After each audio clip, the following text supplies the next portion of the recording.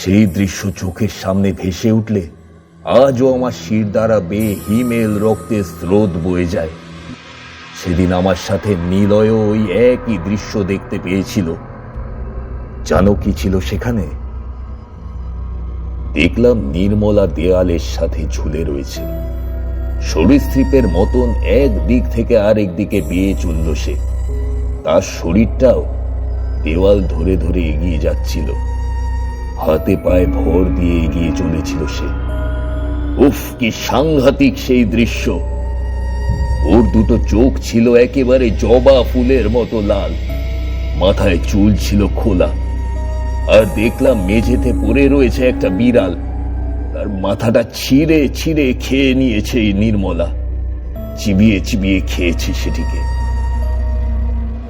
সেই রক্ত তখনও তার ঠোঁটের কোনা ঘেঁষেই গড়িয়ে পড়ছিল।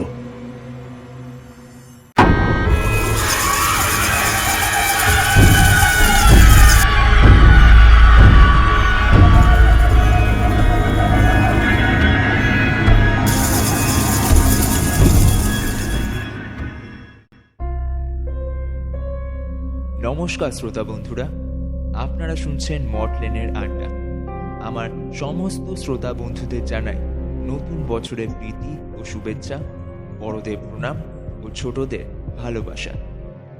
আজ ঠাকুরমশাই যে গল্প আমাদের শোনাবেন তা ঘটে গেছে তার তান্ত্রিক জীবনের একদম শুরুর দিকে, যখন সবে মাতু পাগলি ও মধু সুন্দরী দেবীর সান্নিধ্য লাভ পেয়েছেন। তাহলে চলুন আর দেরি না করে চটপট শুনে ফেলি সেই ভয়ঙ্কর অভিজ্ঞতার কথা। আর আপনি যদি আমাদের চ্যানেলে নতুন হয়ে থাকেন তাহলে অবশ্যই চ্যানেলটি সাবস্ক্রাইব করে পাশে থাকা বেল আইকনটি প্রেস করে দিন ঠাকুরমশাইয়ের মুখ থেকে আরও নতুন ও ভয়ঙ্কর সব গল্প শোনার জন্য।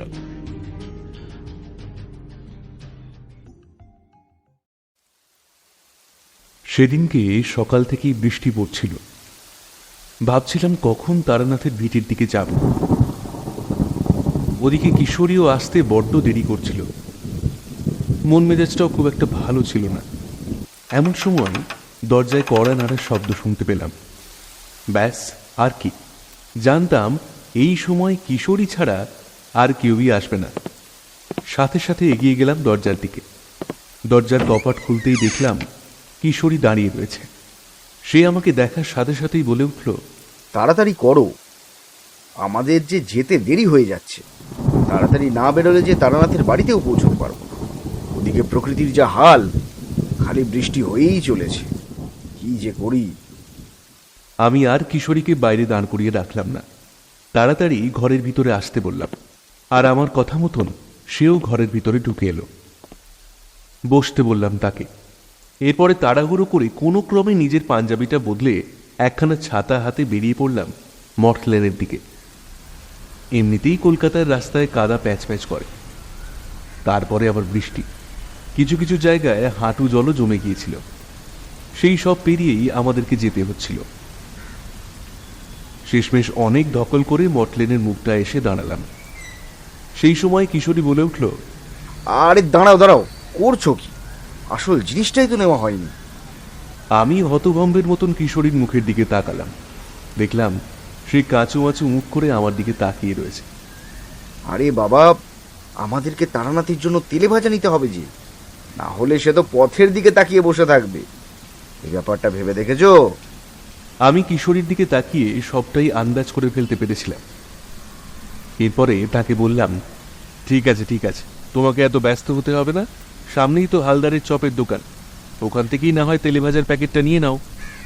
আর সাথে পাসিং শোটাও তো নিতে হবে নাকি? কিশোরী আমার কথা শুনে একগাল হেসে বলল, পাসিং শো আমার কাছে রয়েছে, আগেই নিয়ে নিয়েছিলাম, চিন্তা নেই। চলো, আগে হালদারের দোকান থেকে তেলে ভাজাটা নিতে হবে। সেটা নিয়েই না হয় তারানাথের বাড়ির দিকে এগিয়ে যাবো। এখানকার যা অবস্থা, তাতে করে তো মনে হয় গলির ভেতরে একেবারে জল জমে গিয়েছে। সেই জমা জল পেরিয়েই যেতে হবে যা দেখছি। আমার সাথে কথা বলা শেষ করেই কিশোরী এগিয়ে গেল হালদারের দোকানের দিকে। এরপরে সেখান থেকে একখানা চপের প্যাকেট বাগিয়ে নিল। তারপরে আবারও ফিরে এলো, বলল, নাও, এবারে সদ্গতি হয়েছে, চলো দেখি। এবারে আমাদেরকে তারানাথের বাড়ির দিকে এগোতে হবে। ওই দিকে এগিয়ে যাওয়াটাই বরং ভালো। আমিও হেলে দুলে ছাতাটা মাথায় নিয়ে এগিয়ে চললাম। শেষে যখন তারানাথের দরজার সামনে এসে পৌঁছলাম, তখন দেখলাম তারানাথের নাম লেখা জ্যোতিষ চর্চার ওই বোর্ডটা ভেঙে সিলিং থেকে ঝুলে রয়েছে।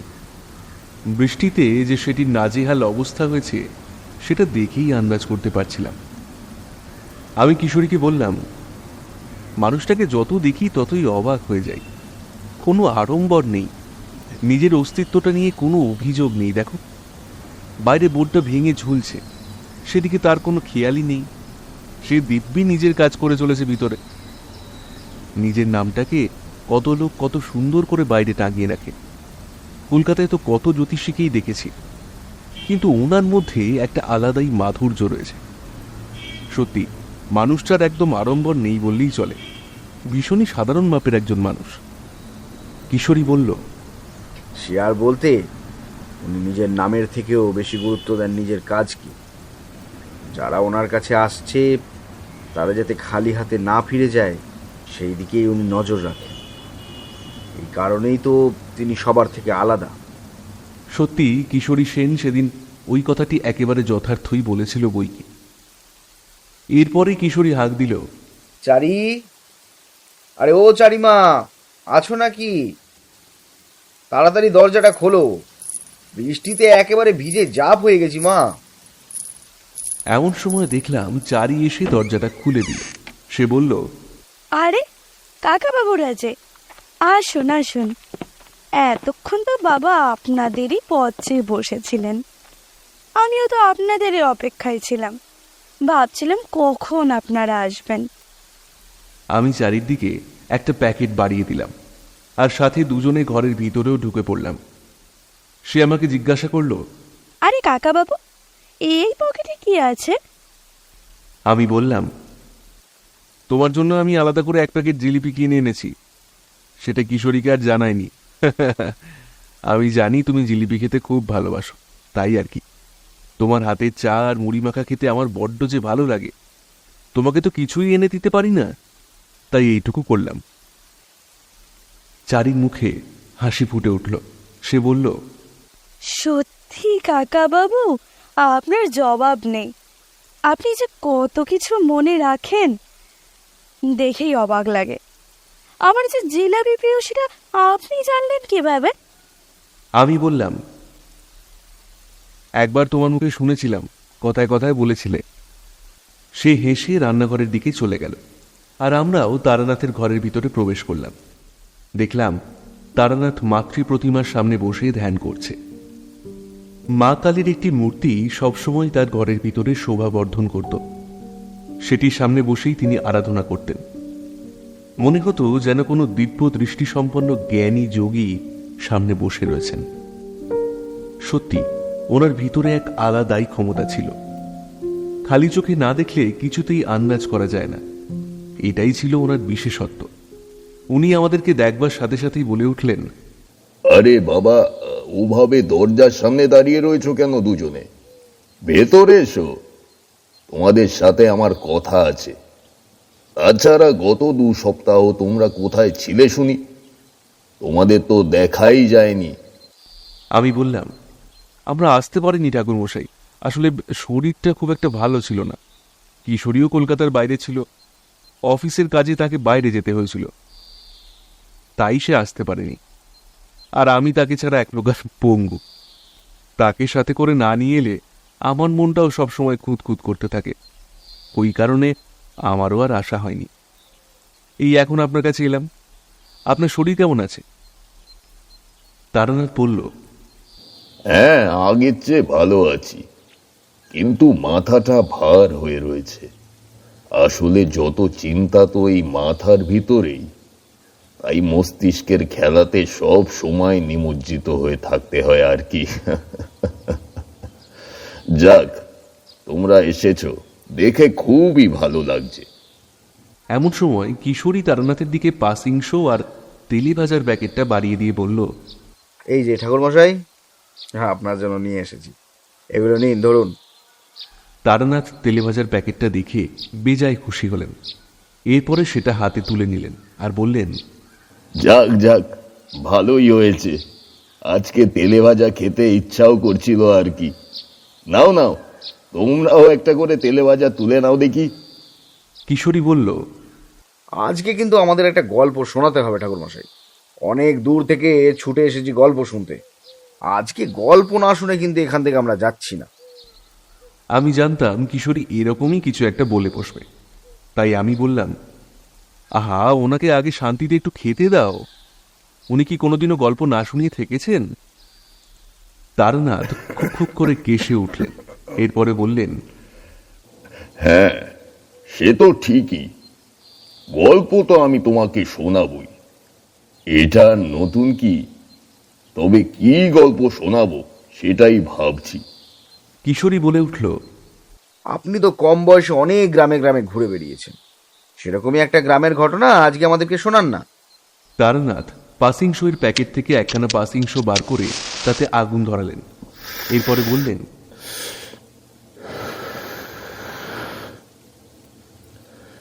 এই সিগারেট খানা আমার বেশ পছন্দের। এর মধ্যে একটা গন্ধ আছে।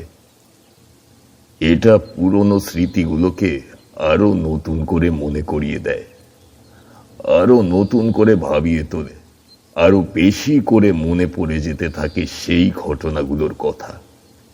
কিশোরী বলল, বেশ তো, তাহলে বলুন না, সেরকমই একটা ঘটনা আজকে আমাদেরকে শোনান। আমি সাথে সাথে তৈরি হয়ে নিলাম। তারানাথের অনুমতির অপেক্ষা না করেই আমি চপের প্যাকেট থেকে একখানা চপ বের করে মুখে পুরে নিলাম। চিবোতে শুরু করলাম। দেখলাম চারিও এসে হাজির হয়েছে। সে আমাদের জন্য গরম গরম চা আর মুড়ি মাখা নিয়ে এসে হাজির হলো। এরপরে বলল, এই যে কাকাবাবু, ধরুন। আমি আর কিশোরীর সাথে সাথে হামলে পড়লাম বাটির উপরে আর বললাম, এই না হলে মুড়ি মাখা? সত্যি চারি, তোমার হাতের স্বাদই আলাদা। চারি মৃদু হাসল। এরপরে আমাদের সাথেই গল্প শুনতে বসে পড়ল আর আমরাও গল্প শুনে চললাম। তারানাথ গল্প বলতে শুরু করলেন। এ অনেক আগেকার কথা, বুঝলে। তখন আমার বয়স হবে এই 30 কি 32 বছর। তখন সবে আমি হাত পাকাচ্ছি বলতে সাধনার ক্ষেত্রে নতুন নতুন জ্ঞান অর্জন করছি আর কি। সেই সময় আমার ছেলেবেলাকার এক বন্ধুর সাথে সাক্ষাৎ হয়ে গেল। আমি ছিলাম পলাশপুর গ্রামে। সেখানে এক তান্ত্রিকের সাথে সাক্ষাৎ করতে গিয়েছিলাম। ওইখানে ওই বন্ধুটিও এসেছিল। ওই তান্ত্রিকের সাথে তার অনেক দিন থেকেই আলাপ পরিচয় ছিল। নিজের মেয়ের বিষয়ে জল্পনা কল্পনা করতে সে প্রায় সেখানে যেত। আমি ওই বিষয়ে কিছুই জানতাম না। আমি তান্ত্রিক বাবার সঙ্গে সাক্ষাৎ করে বেরোতে যাব, এমন সময় দেখি নিলয় এসে হাজির। অনেক ছোটবেলায় তাকে দেখেছিলাম ঠিকই, কিন্তু তার মুখটার মধ্যে বিশেষ পরিবর্তন চোখে না পড়ায় খুব সহজেই চিনতে পেরেছিলাম। সেও দেখি আমাকে দেখে দাঁড়িয়ে পড়ল। কিশোরী বলল, এই রে, তাহলে ছোটবেলাকার বন্ধুর সাথেই বোধহয় কিছু একটা ঘটেছিল, তাই না ঠাকুরমশাই? তারানাথ বললেন, আরে বাবা, শোনি না। যখন এই চরিত্রটিকে আমি আমার বক্তব্যের মধ্যে নিয়েই এসেছি, তখন নিশ্চিত রূপেই এই মানুষটিকে ঘিরেই কিছু না কিছু ঘটবে, তাই নয় কি? কিশোরীর মাঝে মাঝে কথা বলে ফেলার কারণে তারানাথ যে বিব্রত হন, সেটি আমি তার কথা বলার ধরন দেখেই আন্দাজ করে ফেলতে পেরেছিলাম। আমি বললাম, এত বিচলিত হবেন না ঠাকুরমশাই। আপনি তো জানেনই কিশোরীকে, সে কি করে, কেন করে, এই সবই তো আপনার জানাই। সেই কারণেই আমি আপনাকে বলছি, আপনি শান্তভাবে গল্প বলুন। কিশোরী দেখলাম আমার দিকে টেরিয়ে একবার দেখল। এরপরে সেই মুড়ি চিবোতে চিবোতেই গল্প শুনতে শুরু করলো, আর আমিও সেইভাবেই একাগ্র চিত্তে শুনতে থাকলাম। উনি বলে চললেন, হ্যাঁ, কোথায় বেশ যেন ছিলাম। ও হ্যাঁ, মনে পড়েছে। নিলয়ের সাথে মুখোমুখি সাক্ষাৎ ঘটল। এরপর সে বলল, আরে তুই? তোকে তো কত কাল বাদে দেখছি। দাঁড়া দাঁড়া, অনেক কথা আছে তোর সাথে। নিজের একই হুলিয়া বানিয়েছিস, একেবারে বদলে গেছিস যে তুই। কিভাবে? না না, তোর মধ্যে অনেক পরিবর্তন ঘটেছে। মন ও শরীরের উভয় ক্ষেত্রেই পরিবর্তন ঘটেছে। যা দেখছি তাতে করে তোর কাছ থেকেও আমার অনেক কিছুই জানবার আছে, না শুনলেই নয়। যাক, আমি একটু কথা বলে আসছি, তুই কিন্তু কোথাও চলে যাস না তারা। আর ক্ষণিকের মধ্যেই আমি এসে পৌঁছাচ্ছি, তারপর তোকেও সবটাই বলবো। আমি নিলয়ের মুখে সব কথাই শুনলাম। এরপরে ওখানে শান্তভাবে দাঁড়িয়ে রইলাম। দেখলাম সে ঢুকলো সেই তান্ত্রিকের ডেরায়। মনে মনে ভাবলাম, তান্ত্রিকের কাছে আসবার প্রয়োজন পড়ে গেল কেন তার? কি এমন ঘটেছে যার জন্য তান্ত্রিকের কাছে আসতে হয়? নিশ্চিত রূপেই কোনো সমস্যার মধ্যে পড়েছে সে, নাকি আমারই মতন তান্ত্রিক বিদ্যা শিখতে আসছে, কি জানি। এই ভেবে আমি নিজের মনের সাথেই লড়াই করতে শুরু করে দিলাম। এক প্রকার নিরুপায় হয়েই পড়লাম। আর কি বা করতাম? কয়েক মিনিটের মধ্যেই দেখলাম নিলয় বাইরে বেরিয়ে এলো। দেখলাম তার চোখ মুখের রং একেবারে বদলে গিয়েছে। সে যে হাসিটা মুখে নিয়ে ভিতরে গিয়েছিল, এখন আর সেই চেহারা নেই। আমি বললাম, কি হয়েছে রে নিলয়? তোর চোখ মুখের অবস্থা হঠাৎ এরকম হয়ে গেছে কেন? কিরে, বলবি তো? আরে বাবা, আমি তো তোর বন্ধু, তোর সুবিধা অসুবিধাতে থাকতেই পারি, এটুকুও কি করতে পারি না? দেখলাম নিলয় অনেকটাই ভেঙে পড়েছে। তার চলার শক্তিটুকুও ছিল না বললেই চলে। আমি তাকে ধরে ধরে নিয়ে গিয়ে একটি মস্ত বট গাছের তলায় বসলাম। এরপর তাকে জিজ্ঞাসা করলাম, কিরে, কি হয়েছে? তোর শরীর হঠাৎ এভাবে খারাপ করেছে কেন? জল খাবি নাকি? সে বলল, না, আমি ঠিক আছি। আসলে আমি একটা বিষয়কে নিয়ে মারাত্মকভাবে চিন্তায় রয়েছি। জানি না কোনোদিন আর সেই বিষয়টার ক্ষেত্রে কোনো মীমাংসা হবে কিনা। এতটাই ভয়ঙ্কর একটা বিষয় সেটা। আমি ওর মুখেই কথাগুলো শুনেই বুঝতে পারলাম যে কিছু একটা নিশ্চিত ঘটেছে বা ঘটতে চলেছে, না হলে কোনো মানুষ এভাবে ভেঙে পড়ে না। আমি আবারও তাকে জিজ্ঞাসা করলাম, আমি যদি তোকে কোনোভাবে সাহায্য করতে পারি তাহলে আমি অবশ্যই করব। তুই আমাকে বল কি করতে হবে, আমি সেভাবেই করব। আরে বাবা, বলেই দেখ না, একবার বিশ্বাস করেই দেখ না। সে এবারে আমার চোখের দিকে তাকালো। দেখলাম তার চোখের পাতা ভিজে এসেছে। সে যে মন থেকে কিছু একটা বলতে চাইছে সেটা আন্দাজ করতে পারলাম, কিন্তু মুখে বলার সময় সেই বিশ্বাসটা কোথাও না কোথাও ধাক্কা খেয়ে আবারও ভিতরে তলিয়ে যাচ্ছে, সেটাও আন্দাজ করতে পারলাম। এরপরে সে একটা সময়ে এসে মুখ খুলল। আসলে সমস্যাটা আমার মেয়েকে নিয়ে। ওকে ঘিরেই যত রকমের সমস্যা তৈরি হয়েছে। সমস্যাটা আজকের নয়, অনেকদিন ধরেই চলছে, আর চলছে বলেই আমি এই বিষয়টাকে নিয়ে বারে বারে এই তান্ত্রিকের কাছে এসেছি। এতদিন সব ঠিকই ছিল, কিন্তু বিয়ের সময়টা যত এগিয়ে আসছে আমার মেয়ের মধ্যে একটা ভয়ঙ্কর রকমের পরিবর্তন নজরে পড়ছে। সেই পরিবর্তনটা কিন্তু আমার একেবারেই স্বাভাবিক বলে মনে হচ্ছে না। কোথাও না কোথাও একটা মস্ত পরিবর্তন দেখতে পাচ্ছি আমি। এই পরিবর্তনটা যদি কোনো খারাপ কারণে হয়, আমি সে বিষয়েও নিশ্চিত রূপে কোনো ধারণা তৈরি করতে পারবো না, এমনকি কোনো স্থির সিদ্ধান্ত উপনীত হতে পারবো না। তবে সমস্যা তো একটা আছেই, আর সেটা আমার মেয়েকে ঘিরেই। এটা আমি বুঝেছি, কিন্তু কে সামাল দেবে সেই সমস্যার? তান্ত্রিক বাবাও তো শেষ পর্যন্ত পারলেন না, উনি হাল ছেড়ে দিলেন। এবারে আমি কার কাছে যাব, কিভাবে নিজের মেয়েকে রক্ষা করব?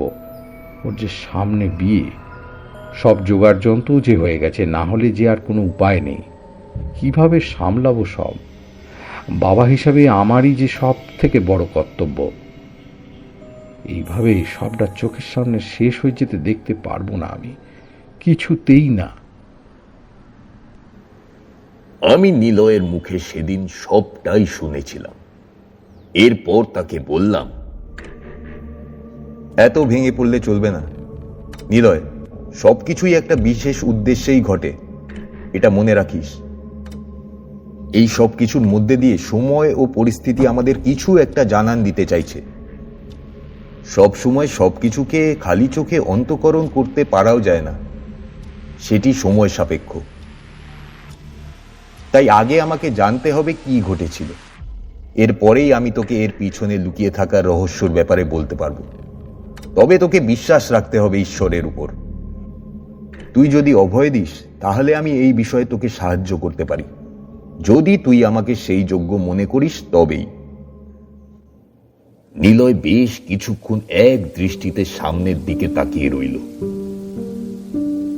সামনের সবুজ ঘাসগুলির দিকে তাকিয়ে সে নিজের মনকে শান্ত করবার চেষ্টা করছিল।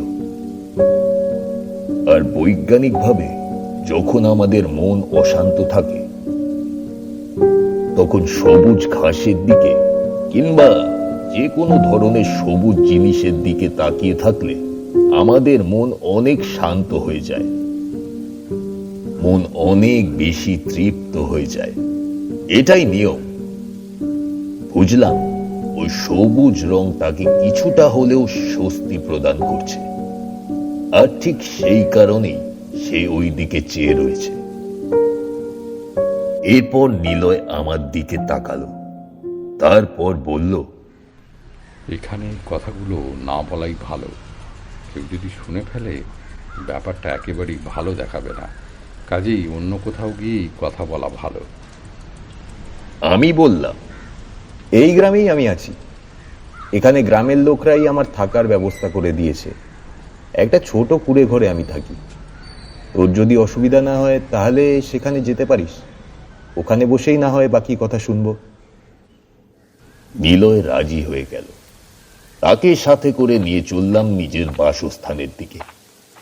কুঠিরে প্রবেশ করলাম, ওকে জল আর বাতাসা দিলাম। ও খেয়ে ফেলল এবং জিরিয়ে নিল কিছুক্ষণ।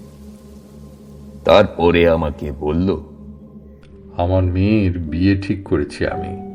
এক বড় ব্যবসায়ীর ছেলে, কলকাতায় বাড়ি। মেয়ে কিছুতেই গ্রাম ছেড়ে যেতে চাইছিল না। ওর নাকি ওখানে থাকাটা পছন্দের, কিন্তু কি করতাম? মেয়ের ভবিষ্যতের দিকটাও তো ভাবতে হবে। বাপ হয়তো আর মেয়েকে জলে ফেলে দিতে পারি না।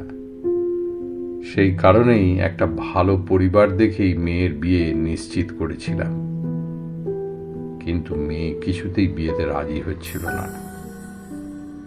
পরে জানতে পারলাম মেয়ে একটি ছেলেকে ভালোবাসে, আর সেই ছেলেটি আমাদের গ্রামেরই। কিন্তু সেই ছেলেটিকে আমি একেবারেই পছন্দ করতাম না। এ হলো কি আমাদের গ্রামের মোড়ন মশাইয়ের ছেলে। ছেলেটির স্বভাব চরিত্রের বিষয়ে আমি আগে থেকেই খবরাখবর পেয়েছিলাম। অনেকের মুখেই তার কেচ্ছা কেলেঙ্কারির কথাও শুনেছিলাম, কিন্তু ছেলেটি সুপুরুষ হওয়ার কারণে মেয়েরা খুব সহজেই তার প্রতি আকৃষ্ট হয়ে যেত। আমার নির্মলাকেও যে সেইভাবে বশ করেছিল সে বিষয়ে আমার কোনো সন্দেহ ছিল না। কিন্তু ছেলেটি নাকি কিছুতেই নির্মলাকে বিয়ে করতে রাজি হচ্ছিল না। আর তার সাথে সাথে ছেলেটির পরিবার থেকেও এই বিষয়টিকে এগিয়ে নিয়ে যাওয়ার কোনো প্রচেষ্টা দেখতে পাওয়া যাচ্ছিল না। বলে আমি আর কি করতাম? আমি আগ বাড়িয়ে কিছুই করিনি। নির্মলার চেহারা দিন দিন খারাপ হয়ে যাচ্ছিল। শুধু তাই নয়, নির্মলার চোখ মুখের অবস্থাও বদলে যাচ্ছিল। একদিন শুনলাম মোড়লের ছেলেটিকে কেউ মেরে ফেলেছে, আর তার লাশটা পড়ে রয়েছে দিঘির পাশেই। আমি দেখতে গিয়েছিলাম। এই দুঃসংবাদ পাওয়ার পর নির্মলা একেবারেই ভেঙে পড়েছিল। মোড়লের ছেলেটির সাথে যে নির্মলার এক প্রণয়ের সম্পর্ক গড়ে উঠেছে সে বিষয়ে গ্রামের অনেকেই জানতেন, কিন্তু এই বিষয়ে কেউই মুখ খুলতে চাইছিলেন না। এখন মোড়লের ছেলের এই মৃত্যুর বিষয়টিকে গ্রামের মানুষেরা একেবারেই স্বাভাবিক জায়গা থেকে দেখতে চাইছিলেন না। গ্রামের মানুষেরা সকলেই ভাবছিলেন যে এটি খুনের ঘটনা, ছেলেটিকে বলপূর্বক খুন করা হয়েছে। কিন্তু আমাদের গ্রামের পুরোহিত মশাইয়ের সাথে একদিন মার সাক্ষাৎ হয়েছিল। তিনি আমাকে বলেছিলেন, দেখো নিলয়, গ্রামের সকলেই যাই ভাবুক না কেন, আমি জানি এই মৃত্যু কেন ও কার জন্যে ঘটেছে। পুরোহিত মশাইয়ের মুখে এই কথা শুনে আমি চমকে উঠেছিলাম। আমি তাকে পাল্টা জিজ্ঞাসা করলাম, কেন, কিসের ভিত্তিতে আপনি এই কথা বলছেন? উনি আমাকে পাল্টা জবাব দিলেন, ব্যাপারটাকে সবাই খুব স্বাভাবিকভাবেই দেখছে। খুন, জখম এসব খুবই সাধারণ বিষয়, কিন্তু এসবের সাথে এই ঘটনাটির কোনো সম্পর্কই নেই, এটা জেনে রেখো। এটি একটি অলৌকিক ঘটনা, ভূত প্রেত পিশাচের ব্যাপার। ওর শরীরে কোনো চিহ্ন নেই, তাহলে ছেলেটির মৃত্যু হলো কিভাবে? চোখ দুটোর দিকে তাকিয়েছিলে কি? ঢেলার মতন খোলা পড়েছিল। ও কিছু একটা দেখে মারা গিয়েছে। হ্যাঁ, ভয় পাওয়ার ফলে ওর হৃদস্পন্দন বন্ধ হয়ে গেছে, সেই কারণেই মৃত্যু ঘটেছে ওর। আর অত রাতের বেলা একটা ছেলে দিঘির পাড়ে কি করতে গেছিল বলতে পারো? কেউ কিন্তু এই বিষয় কিছুই আন্দাজ করতে পারেনি, কিন্তু আমি জানি এক অপছায়া ওকে পিছু করেছিল, আর ঠিক সেই কারণেই ওকে তার টানে, অর্থাৎ সেই মায়াবী শক্তির টানে সেদিকে এগিয়ে যেতে হয়েছিল। কিন্তু এই মায়াবী শক্তি কার? কে ওকে এভাবে নিজের দিকে আকর্ষিত করেছিল? কেউ কিন্তু এসবের হদিশ খুঁজে পায়নি। তবে আমি জানি এই ছেলেটি গোপনে একাধিক মেয়ের সাথে সহবাস করত, প্রণয়ের সম্পর্ক গড়ে তুলত, তাদেরকে ভোগ করত, বিবাহের মিথ্যে প্রতিশ্রুতিও দিত, কিন্তু শেষ পর্যন্ত তাদেরকে আর নিজের ঘরের বউ হিসেবে স্বীকৃতি দিতে চাইতো না। অসুস্থ মস্তিষ্কের একটি ছেলে ছিল সে তো একদিন না একদিন কারুর হাতে ঠিকই শেষ হতো। তবে এই শেষ হওয়ার সাথে বিস্তর তফাৎ থেকেই যায়। এটি কোনো সাধারণ ঘটনা নয়। আসলে সন্দেহটা সেই আত্মা এইভাবেই ঘুরিয়ে দিতে চেয়েছে। এই ছেলেটি কোনো একটি মেয়ের জীবন নাশের কারণ ছিল নিলয়।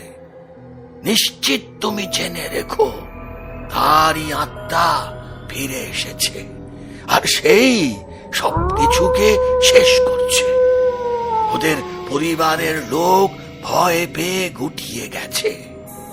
বাড়ির মধ্যে ভৌতিক উপদ্রব শুরু হয়েছে, কিন্তু কেউই মুখ খুলতে চাইছে না। মোড়ল মশাই গ্রামের মাথা বলে কথা, তার ছেলের এই সকল কীর্তির কথা তিনি কিভাবেই বা প্রকাশ্যে নিয়ে আসবেন, সেই কারণেই তিনি চুপ করে রয়েছেন। এই উপদ্রবের কথা কেউ না জানলেও আমি ঠিক টের পেয়েছি। একজন শাস্ত্রজ্ঞ পণ্ডিত হওয়ার কারণে আমি অপশক্তির আঁচ সহজেই পাই। সেইভাবেই এইটা পেয়েছি, আর পেয়েছি বলেই তোমাকে জানাতে এসেছি। তোমার মেয়েও কিন্তু নিরাপদে নেই, কারণ ওই ছেলে তোমার মেয়ের সাথে জড়িয়েছিল। হতেও তো পারে এই আত্মা সে সকল মেয়েদের ওপরেই বদলা নিতে ছুটে আসবে, যাদের জন্য তার জীবন নষ্ট হয়েছে। কারণ সে তো এটাই ভেবে মরেছিল যে ছেলেটির চোখে অন্য কেউ তার থেকেও আরো ভালো, আরো সুন্দর প্রতিপন্ন হয়েছে। আর ঠিক সেই কারণেই সে মেয়েটিকে মৃত্যু মুখে ঠেলে দিয়ে অন্য কারুর হাত ধরে চলে গিয়েছিল। এই ভেবেই সেই আত্মা সেই সকলকে শেষ করবে যাদেরকে সে নিজের শান্তির পথের কাঁটা মনে করে। জেনে রেখো। জানি না বাপু কি হবে, তবে তোমাকে সাবধান করে দেওয়াটা আমার কর্তব্য। গ্রামের সব লোক তোমার মেয়ের আর ওই মোড়লের ছেলের বিষয়ে জানতো, তারপরেও তুমি তোমার মেয়েকে অন্যত্র বিয়ে দেওয়ার চেষ্টা করছিলে। দেখো শেষমেশ কি হয়। একটার পর একটা অঘটন তো ঘটেই চলেছে। কি আর বলবো, নিয়তিকে কি আর বদলানো যায়?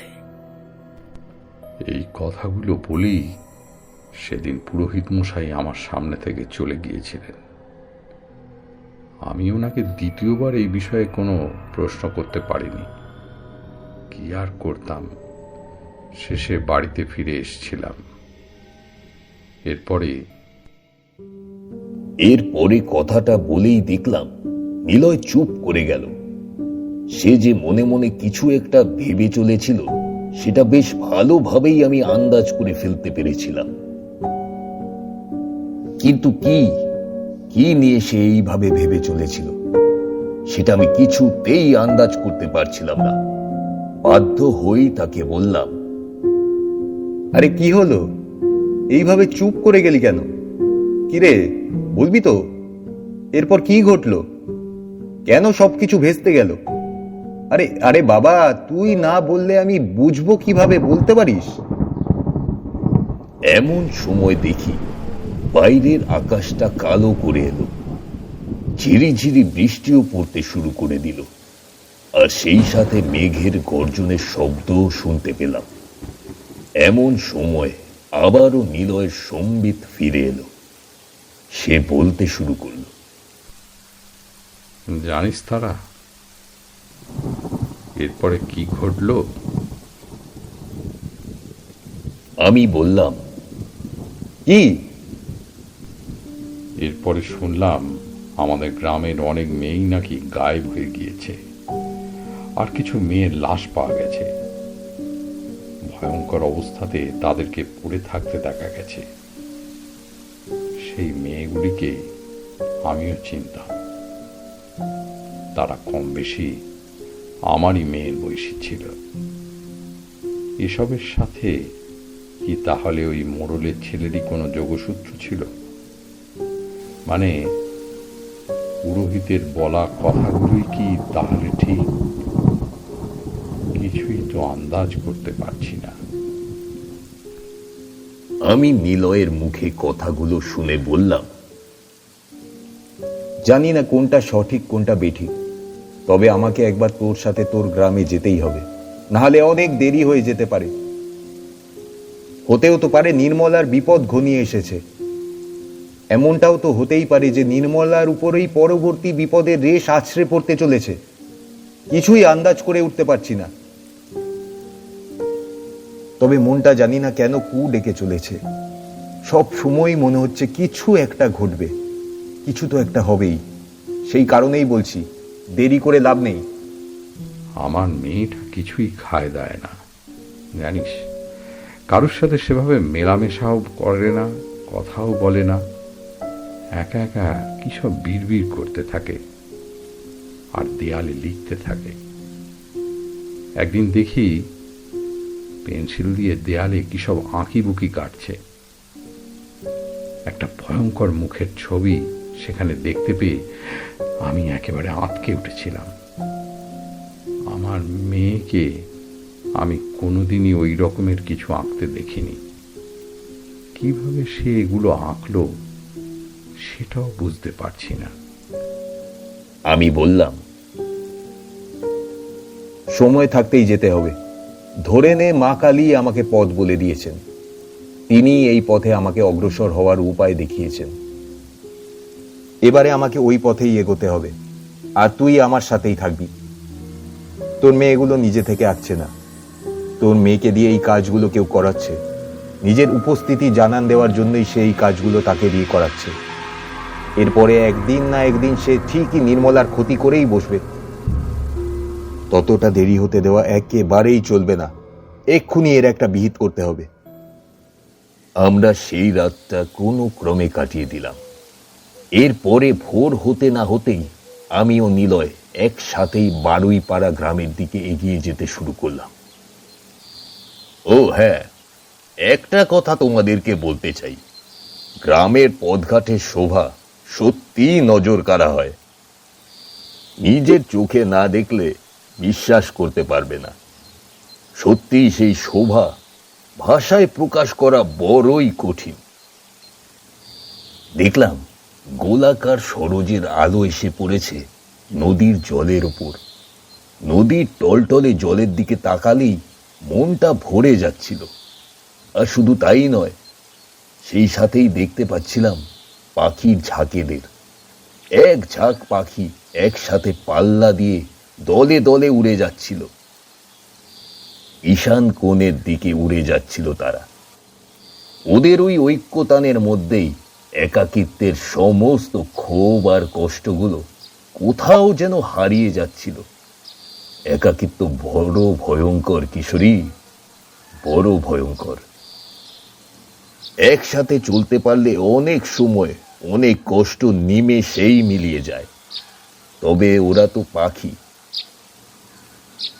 ওদের সাথে মানুষের তুলনা চলে না। বিধাতা যেন মানুষকে কষ্ট দেওয়ার জন্যই পৃথিবীতে পাঠিয়েছে। তাই আমরাও কোনোদিনও ওদের মতো ইচ্ছা থাকলেও ডানা মেলে আকাশে উড়ে যেতে পারবো না। নির্মলার কষ্টের কারণও কিন্তু কাউকে না কাউকে ভালোবাসা, আর সেই ভালোবাসায় বিশ্বাসঘাতকতা পাওয়া। ভালোবাসাকে কোনোদিনও কারুর সাথে ভাগ করে নেওয়া যায় না। সেটি একজনের প্রতি সর্বদা অনুকূল থাকে। প্রতিকূল সেই যে ভালোবাসাকে উপহাসের পাত্র বানিয়ে ফেলে। ভালোবাসার কাছে কেউ অসহায় হয় না, বরং সেটা তার শক্তির কারণ। সেটা তাকে সমৃদ্ধি দেয়, সেটা তাকে ভালো রাখে, আরো উন্নতির দিকে এগিয়ে নিয়ে যেতে সাহায্য করে। যারা আরেকজনকে ভালোবাসার কারণে নিজের ভালোবাসাকে অসহায় মনে করে ও তাকে ছেড়ে অন্যের কাছে সুখ ও সমৃদ্ধির টানে চলে যায়, তারা কোনো দিনও সুখী হয় না। এইভাবেই ভেসে বেড়াতে হয় তাদেরকে, এক নৌকা থেকে আরেক নৌকায়। এটাই নিয়ম। তাই প্রকৃত ভালোবাসার স্পর্শ ঈশ্বর একবারই আমাদেরকে দান করেন, আর তার সাথে তাকে কেড়ে নিয়ে এটাও উপলব্ধি করান যে আমরা কতটা মূল্যবান কিছুকে হারিয়ে ফেলেছি। তাই তেমন ভালো থাকাটা আর কোনো দিনও হয়ে ওঠে না। যার কাছেই যাও না কেন, সেই ঠাই, সেই আনন্দ, সেই যন্ত্রণা কাতর হৃদয় এক নিমেষে শান্ত হয়ে যাওয়ার অভিব্যক্তি আর কোনোদিনও কারোর কথায় কিংবা কারোর স্পর্শেই অনুভূত হয় না। এখানেই তো আমাদের সীমাবদ্ধতা। এখানেই তো কাউকে না পেয়েও সব পাওয়ার অভিলাষ লুকিয়ে থাকে। প্রেতের মন বড়ই চঞ্চল, তারা ওই অভিব্যক্তির টানেই এভাবে ঘুরে ঘুরে বেড়াতে থাকে আর ঠাঁই খুঁজতে থাকে। সেই কারণেই নির্মলার আত্মাটিকে কবজা করতে চেয়েছিল ওই প্রেতিনী। এই পর্যন্ত বলেই থামলেন তারানাথ। আমি তার মুখের দিকে তাকিয়েছিলাম, হাঁ করে শুনছিলাম তার অনুভূতিগুলিকে। এত সুন্দর করে কি কেউ জীবনকে উপলব্ধি করতে পারে? উপলব্ধি চেতনার বিষয়, তার সাথে কাটা ছেঁড়া করে কি কেউ কোনোদিন ভালো থাকতে পেরেছে? কোনো দিনও পারেনি। যা সত্য তাই সমৃদ্ধ। আর গল্প শোনার ফাঁকে ফাঁকে এই উপদেশগুলি কিন্তু আমাদেরকে জীবনের বিষয়ে অনেক কিছু শিক্ষা দিয়ে যেত। এই কারণেই তারানাথ কেবল গল্পের স্রষ্টা ছিলেন না, তিনি ছিলেন জীবনমুখী শিক্ষা ও আদর্শের মূর্ত প্রতীক। এই কারণেই তো তার গল্পগুলোর মধ্যে আরও বেশি প্রাণ খুঁজে পেতাম, আরও বেশি আনন্দদায়ক ছিল তার উপস্থিতি। আমি বললাম, কি হলো ঠাকুরমশাই, আপনি থেমে গেলেন কেন? উনি পাসিং শোয়ের প্যাকেট থেকে আরও একখানা সিগারেট বের করে তাতে আগুন ধরালেন। এরপরে বলতে লাগলেন, আসলে কি জানো বিভূতি, মানুষের জীবন হলো এক আদর্শের মতো। যেভাবে তুমি সেটিকে গ্রহণ করবে, ঠিক সেইভাবেই তোমাকে শিক্ষা দিয়ে যাবে। কি গ্রহণ করছো তুমি, কতটুকু গ্রহণ করছো কিংবা বর্জন করছো, এর উপর নির্ভর করে অনেক কিছুই। এই নির্মলার বিষয়ে বলতে বলতেও আমার ঠিক তেমনটাই অনুভব হয়েছিল। সেটাই আসলে তোমাকে বললাম। যাক, যেখানে ছিলাম, গ্রামের রাস্তা পেরিয়ে ওই গ্রামে পৌঁছাতে পৌঁছাতে দেখলাম সন্ধে ঘনিয়ে এসেছে। আর সেই সাথে আবহাওয়াও বেশ পাল্টে গেল দেখলাম। ঝোড়ো হাওয়া বইতে আরম্ভ করে দিল, সেই সাথে বৃষ্টি।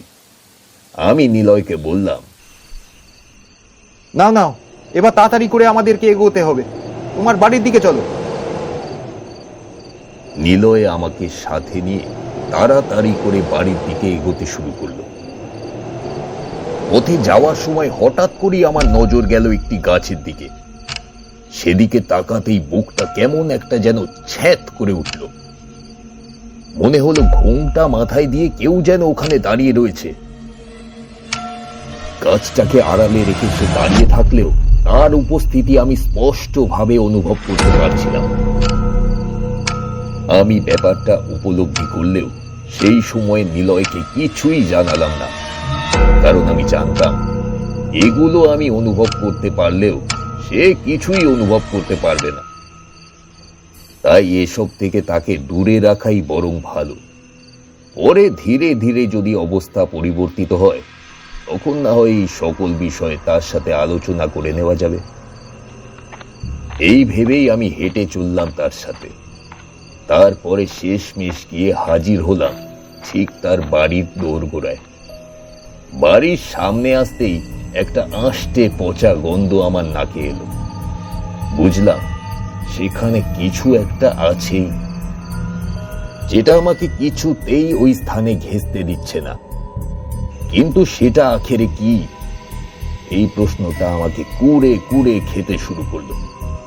আমি কিছুতেই নিজেকে সামলে রাখতে পারছিলাম না। তবে পরিস্থিতিকে সামাল দিতে পারার মতো শক্তিও আমার কাছে ছিল না। সাধনার দ্বারা অধিকৃত শক্তিকে সব সময় নিজের অন্তরে অনুভব করতে হয়, তবেই সেই শক্তি আমাদের অন্তরে জাগরিত হতে পারে, নচেত নয়। সেই কারণেই আমি নিজেকে সংযত করে নিলাম আর পা বাড়ালাম বাড়ির চৌকাঠের দিকে। চৌকাঠে পা রাখতেই বুঝলাম সেখানে সাংঘাতিক কিছু রয়েছে, এক প্রবল শক্তি। সেটির জন্যই এত সমস্যা হচ্ছে। আর সেই শক্তি আর কারোর মধ্যে নয়, নির্মলার মধ্যেই রয়েছে। আমি দাঁড়িয়ে পড়তেই নিলয় আমাকে বলল, কি হলো তারা, ওভাবে দাঁড়িয়ে পড়লি যে? আমি তাকে বললাম, আমাকে একবার নির্মলার ঘরের দিকে নিয়ে যেতে পারবি? সে বলল, হ্যাঁ, অবশ্যই পারবো, কেন পারবো না? চল, এখনই নিয়ে যাচ্ছি। যাওয়ার সময় আমি একটা লাল কাপড় নিজের হাতে বেঁধে নিলাম, কারণ আমি জানতাম আমাকে এবারে এমন কিছুই দেখতে হবে যেটির বিষয়ে আমি হয়তো কল্পনাও করে উঠতে পারিনি। আমি নির্মলার ঘরের দিকে এগোতেই সেই আষ্টে গন্ধটা যেন আরো বেশি মাত্রায় আমাকে ধাওয়া করতে শুরু করলো। আমি দরজাটা সামান্য ফাঁক করতেই যা দেখলাম তাতে আমার চক্ষু একেবারে চড়ক গাছ হয়ে গেল। এখানেই থামলেন তারানাথ। এরপর কিশোরী তাকে উদ্দেশ্য করে জিজ্ঞাসা করল, আহা, আপনি তো দেখছি একেবারে মোক্ষম সময় থেমে যান। কি দেখলেনটা কি বলবেন তো? বৃষ্টির রেশটা তখন অনেকটাই কমে এসেছিল। তারানাথ পুনরায় বলতে শুরু করলেন, আর আমরা শুনে চললাম সেই কাহিনীটি। উনি বলে চললেন, ঘরের ভেতরে ঢুকতেই একটা চিৎকার শুনতে পেলাম, আর তার সাথে সাথেই ঘরের আলোগুলো নিভে গেল। সেই চিৎকারের শব্দের সাথে সাথেই মনে হলো ছায়ার মতো কিছু একটা এসে আমার শরীরে মিশে গেল, আর সেই সঙ্গেই পেলাম একটা ধাক্কা। কেউ যেন সজোরে ধাক্কা মারলো আমাকে। আমি কোন রকমে নিজেকে সামলে নিলাম, না হলে হয়তো পড়েই যেতাম। নিলয়ের সাথে সাথে সেদিন আমাকেও ধরে ফেলেছিল। আমি তাকে বললাম, ঘরের ভিতরটা এই মুহূর্তে একেবারেই ঢোকা উচিত নয়।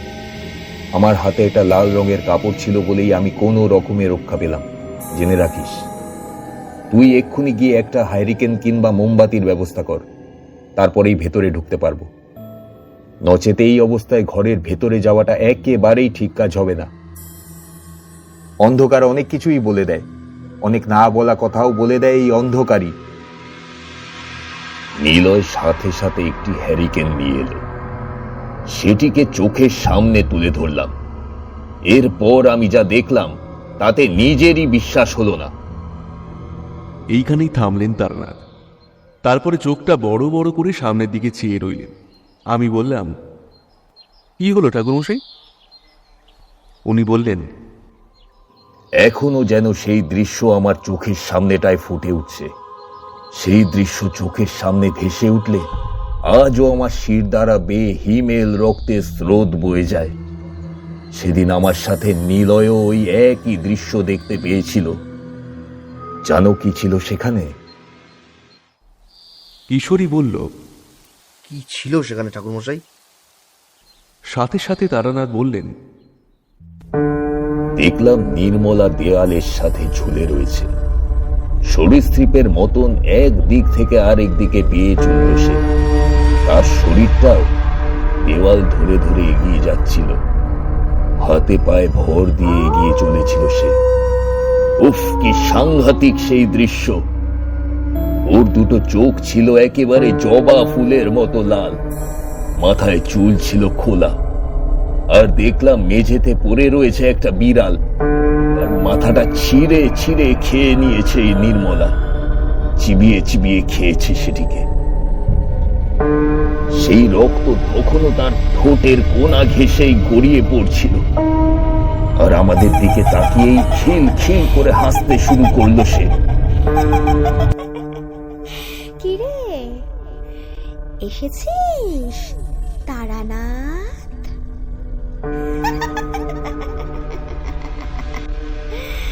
তুই তাহলে ঠিকই টের পেয়েছিস। কি বল? এরা তো বুঝতেই পারছিল না কি হয়েছে, কিন্তু তুই ঠিক ধরে ফেলেছিস।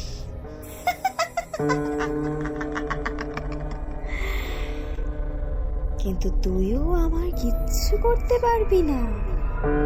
চলে যা, চলে যা এখান থেকে। আমি ওই দৃশ্য দেখে চমকে উঠলাম। নিলয় ওইখানেই জ্ঞান হারিয়ে পড়ে গেল। আমি তবুও সাহস হারালাম না। নির্মলাকে উদ্দেশ্য করে বললাম, এই, কে তুই? বল, কে তুই? কেন এসেছিস সেখানে? আর নির্মলার শরীরটাকে কবজা করে রেখেছিস কেন? বল। কে তুই? নির্মলা চিৎকার করতে থাকলো, গর্জন করতে থাকলো। আমি বললাম, সোজা আঙুল দিয়ে যদি ঘি না ওঠে তবে আঙুল কিভাবে বেঁকাতে হয় তাও আমি জানি। আমি আঙুল বেঁকিয়েই এবার তোর পরিচিতি জানবো। দাঁড়া, দেখ এবার আমি কি করি। নির্মলা আবারও তার শরীরটাকে নিয়ে নিচে নেমে এলো। এরপর খাটের উপর এক লাফ দিয়ে বসে পড়ল। তারপরে চুলটা দোলাতে দোলাতে গজরাতে শুরু করলো।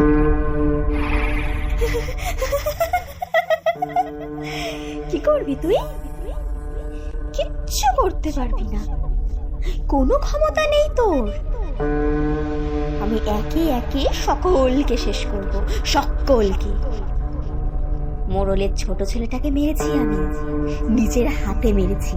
যে কটা মেয়ের জন্য আমাকে ছেড়েছে, আমার জীবনটাকে শেষ করেছে, তাদের প্রত্যেককে শেষ হওয়ার পালা। এবার তাদের সকলকে শেষ হতে হবে, হতেই হবে।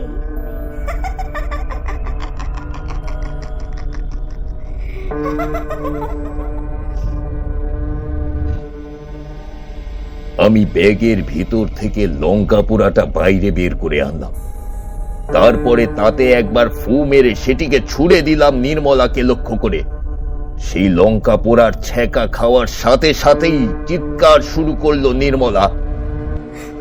ওরে বাবারে, ওরে বাবারে, চলে গেল, চলে গেল, আমার সারা শরীর চলে যাচ্ছে, চলে যাচ্ছে। থাম থাম থাম, আমি বলছি আমি কে, আর আমাকে কষ্ট দিস না, থাম এবার। আমি তখনও একইভাবে ওই লঙ্কা পোড়া তার শরীরে ছেটাতে শুরু করলাম। না, আমি থামবো না, আমি থামবো না, তোকে বলতেই হবে। আমি কিছুতেই ছেড়ে কথা বলবো না। বল বলছি, বল কে তুই, আর কেন এসেছিস ওর শরীরে? বল বলছি। এরপরে দেখলাম নির্মলা হাঁফাচ্ছে, তার মুখ থেকে এক দলা রক্ত বেরিয়ে এলো। এরপরে সে বলল, আমি হলাম ময়না, ময়না। ছেড়ে দে, ছেড়ে দে বলছি, যেতে দে আমাকে, যেতে দে, যেতে দে এখান থেকে। আমি বললাম, কেন এসেছিস ওর শরীরে? বল কেন এসেছিস? এরপরে সে বলল, ওকে আমার ভালো লেগেছে। বিয়ের অসম্পূর্ণ বাসনা নিয়ে মরতে হয়েছিল আমাকে, সংসার করতে চেয়েছিলাম আমি, আর ঠিক সেই কারণে আমি মরেও শান্তি পাইনি। ওর তো সামনেই বিয়ে।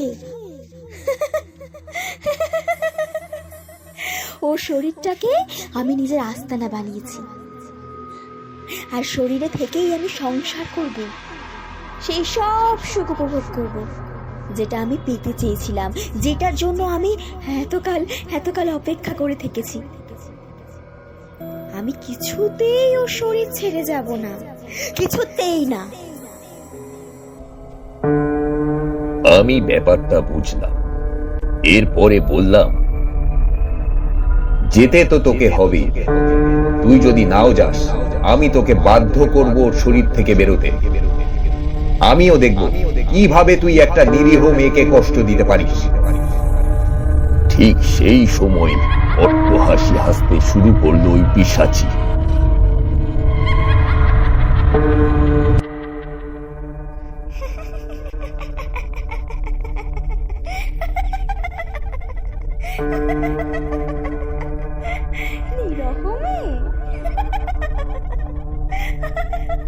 এই মেয়েগুলোর জন্য আমাদের মরতে হয়। রূপের জালে জড়িয়ে এরা ছেলেদের বশ করে, তাই আমাদের সব স্বপ্ন শেষ হয়ে যায়। আমরা চিরকালের জন্য অসম্পূর্ণ থেকে যাই। নিজের সবটা দিয়ে উজাড় করে ভালোবেসেও আমি তাকে পাইনি। কেন জানিস? জানিস এইসব মেয়েদের জন্য। হ্যাঁ, তাই এদেরকে আমি কোনোদিন শান্তিতে বাঁচতে দেব না। একেও আমি পাখিদের মতোই মেরে ফেলতে পারতাম, কিন্তু পারিনি। তাহলে জীবনের স্বাদগুলো নেব কি করে? মৃত্যুর পরে তো জীবনের আর কোনো মূল্য থাকে না। মৃত্যুর পরে তো জীবনকে কোনোভাবেই উপভোগ করতে পারবে না। তাই কারোর শরীরে ঢুকতেই একমাত্র সেই স্বাদ, সেই উপলব্ধিকে উপভোগ করতে পারাটাই তো সম্ভব। আমি সেটাই করছি। এখানে ভুল কি করেছি আমি? চলে যা, চলে যা এখান থেকে, না হলে কিন্তু এই মেয়েটাকে আমি মেরে ফেলবো। এতগুলো মানুষকে মেরেছি, যখন আমার হাত কাঁপেনি, তখন এই বেলাও কাঁপবে না। যদি একে জীবিত রাখতে চাস তাহলে এখান থেকে চলে যা, চলে যা বলছি। আমাকে জ্বালাস না তারানাথ, চলে যা, চলে যা এখান থেকে। আমি কিছুতেই হার মানলাম না। এরপরে আমি ব্যাগের ভিতর থেকে মায়ের সিঁদুর মাখানো একটি ত্রিশূল বার করলাম। ওই ছোট ত্রিশূলটি সব সময়ই আমার কাছে থাকত।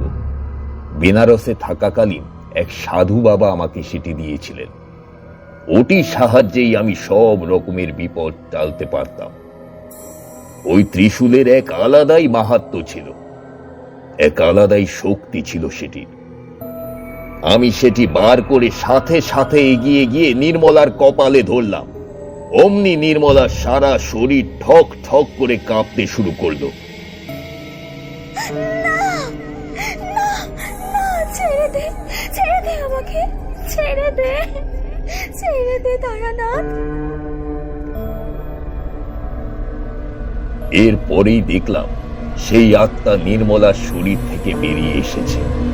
নির্মলার শরীরটা ধপ করে খাটের উপরে পড়ে গেল। ওই প্রেতিনীকে আমি আমার চোখের সামনে দেখতে পেলাম। আর সেই প্রেতিনী তখন হাত বাড়িয়ে আমার দিকে এগিয়ে আসতে শুরু করলো। আমি এখন কোনো শরীরে নেই, এবার আমি তোকে শেষ করব তারানাথ। শেষ তো তোকে হতেই হবে।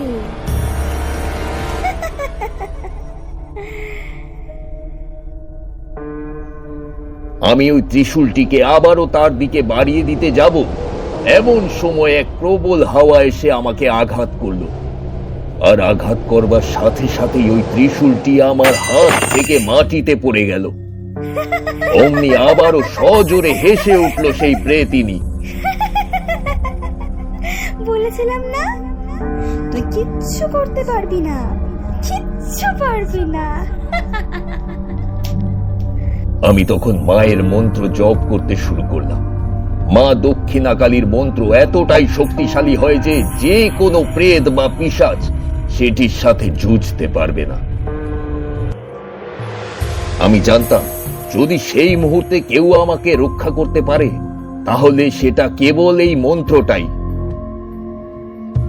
ওম ক্লিম হিম হুম হিম ক্লিম দক্ষিণা কালীকে ফট স্বাহা। ওম ক্রিং কালিকায় নমঃ। ওম ক্রিং কালিকায় নমঃ। ওম ক্লিম হিম হুম হুম ক্লিং ফট স্বাহা। ওই শক্তির সাথে পেরে ওঠা এর পক্ষে একেবারেই সম্ভব ছিল না। আমি বললাম, বল কেন এসেছিলিস তুই? কিভাবে এসেছিলিস সেখানে? সে বলতে শুরু করলো, আমি মোড়লের ছেলেকে ভালোবাসতাম। ও আমাকে বিয়ের প্রতিশ্রুতি দিয়ে পালিয়ে গিয়েছিল। এতকাল ধরে আমার সাথে থাকবার পরেও সে আমাকে ছেড়ে চলে গিয়েছিল। আমি এই জ্বালা সহ্য করতে পারিনি। এরপরে আমি বিষ খেয়ে আত্মহত্যা করেছিলাম। আর আমার আত্মা ওকেই খুঁজে বেড়াতো। প্রতিশোধের আগুনে প্রতিটি মুহূর্তে চলতে চেয়েছিলাম আমি। এই গ্রামে এসে ওই সামনের বড় বটগাছটায় আমি বাসা বেঁধেছিলাম। আর তারপর একে একে সকলকে ধরে শেষ করছিলাম। সবার প্রথমে মেরেছিলাম ওই মোড়লের ছেলেকে। আমি ওকে কষ্ট দিয়ে দিয়ে মেরেছি। আহ, কি শান্তি কতটাই না পেয়েছিলাম আমি। এরপরে আমি শেষ করেছিলাম ওই মেয়েগুলোকে, যাদের জন্য ও আমাকে ছেড়ে দিয়েছিল। আর তারপরে আমি ওই মেয়েটাকে দেখেছিলাম, ওর সাথে তো মিশত সে। একে আমি কিছুতেই ছেড়ে দেব না, এটা ভেবেই আমি এই শরীর কবজা করি। ভেবেছিলাম এই শরীরে থেকেই প্রতিশোধ তুলব। আমি জীবনে যা যা পাইনি সেই সব কিছু এর মধ্যে দিয়ে পূরণ করব। আমি কিছুতেই আমি একে ছেড়ে কথা বলবো না, কিছুতেই আমি একে আমার হাতের বাইরে যেতে দেব না। তাই আস্তে আস্তে আমি এই শরীর কবজা করে নিয়েছিলাম। এই শরীরটাই আমার চাই, এখানেই আমি ভালো থাকবো। বাধা দিস না আমাকে, বাধা দিস না, বাধা দিস না। আমি এরপরে আবারও একবার মা কালীর ধ্যান করতে শুরু করলাম। আওড়ে চললাম সেই মন্ত্র, ওম ক্লিম হিম হুম হিম ক্লিম দক্ষিণা কালীকে ফট স্বাহা। ওম ক্রিং কালিকায়ে নমঃ। ওম ক্রিং কালিকায়ে নমঃ। ওম ক্লিম হিম হুম ওম ক্লিম ফট স্বাহা। আর সাথে সাথে সেই তীব্র জ্যোতি ওই পিশাচিকে চারিদিক থেকে ঘিরে ফেলল। দাউ দাউ করে আগুন জ্বলে উঠল ওর গোটা শরীরে, আর আর্তনাদ করতে থাকলো সেই পিশাচি। এরপরে নিমেষে ধোয়ার কুণ্ডলী জানলা দিয়ে বাইরে বেরিয়ে গেল। এক ভয়ঙ্কর বিস্ফোরণের শব্দ চারিদিক উদ্ভাসিত হয়ে উঠল। তারপর আর সেটির কোনো অস্তিত্ব খুঁজে পেলাম না। আমি বুঝলাম সেই পিশাচির অস্তিত্ব খর্ব হয়ে গিয়েছে। সেই পিশাচি আর কারুর ক্ষতি করতে পারবে না। মা কালীর আশীর্বাদে অশুভ শক্তির বিনাশ ঘটেছে, শুভ শক্তির আবির্ভাব ঘটেছে। আমি তাড়াতাড়ি করে এগিয়ে গেলাম নির্মলার দিকে। এরপর পাত্র থেকে বেশ কিছুটা জল নিয়ে তার চোখে মুখে ছিটিয়ে দিলাম। ধীরে ধীরে দেখলাম তার জ্ঞান ফিরে এলো। সে চোখ মেলে তাকালো আমার দিকে। আমি বললাম, নির্মলা, তুমি ঠিক আছো তো মা? নির্মলা শান্ত চিত্তে ঘাড় নাড়ল। এরপরে আমি নিলয়ের জ্ঞান ফেরালাম। সে উঠে বসেই নির্মলার দিকে এগিয়ে গেল। তারপর তাকে বুকে জড়িয়ে ধরল। নিজের বাবাকে চিনতে পারল মেয়েটি। নির্মলা নিলয়কে বাবা বলে ডাকতে নিলয়ের চোখে মুখে হাসি ফুটে উঠল। এরপর সে আমাকে বলল, এই অসাধ্য সাধন তুই করলি কিভাবে তারা? আমি বললাম, হয়ে গেল, মায়ের আশীর্বাদ ছিল, তাই অসম্ভব সম্ভব হয়ে গেল। এরপর নিলয় বলল, আজ প্রায় 4 মাস বাদে আমার মেয়ে আমাকে বাবা বলে ডাকলো। কই গো, শুনছো? ও গিন্নি, শিগগিরই একবার এদিকে এসো। দেখো, আমাদের নির্মলা একেবারে সুস্থ হয়ে গিয়েছে যে। দেখলাম নিলয়ের স্ত্রী সেখানে এলেন। এরপর নিজের মেয়েকে বুকে টেনে নিলেন। পরে আমাকে প্রণাম করেছিলেন, তবে আমি কারোর প্রণাম নিই না বলেই নিতে পারিনি। ওইখানে আরো কিছুদিন ছিলাম। নির্মলার বিয়ের অনুষ্ঠান কাটিয়ে তারপর নিজের গ্রামে ফিরে এসেছিলাম। এই কারণেই আমি মা কালীকে এত মানি। কারণ আমার প্রতিটি মুহূর্তেই মনে হয়েছে উনি আমার সাথেই রয়েছেন। প্রতিটি মুহূর্তেই মনে হয়েছে উনি সমস্ত বিপদের হাত থেকে আমাকে রক্ষা করেন। বিপদ যেমনই হোক না কেন, যে পরিস্থিতিতেই আমি থাকি না কেন, উনি ঠিক আমাকে রক্ষা করেনি। তা এবার বলো, কেমন লাগলো তোমাদের এই কাহিনী? তারানাথের গল্প বলা শেষ হলেও সেই রেশটা থেকেই যেত। এই কাহিনীর মধ্যে দিয়েও কিন্তু সেই রেশটা এক প্রকার থেকেই গিয়েছিল। বললে একেবারেই ভুল হবে না যে এটি কেবল কাহিনী ছিল না, এটি ছিল অনেক বেশি কিছুই। সমস্ত অপূর্ণতা অচিরেই যেন একটি স্থানে এসে পূর্ণ হয়ে যেত। সেদিন আর তারানাথকে কথা বলে কেউই বিব্রত করলাম না। বাড়ির দিকে রওনা হয়ে গেলাম। তবে রাস্তা ধরে যেতে যেতে জানি না কেন সেদিনও কারোর উপস্থিতি অনুভব করতে পারছিলাম। তবে মনের মধ্যে আরও একখানা নতুন গল্প শোনার ঝোঁক কিন্তু রয়েই গিয়েছিল।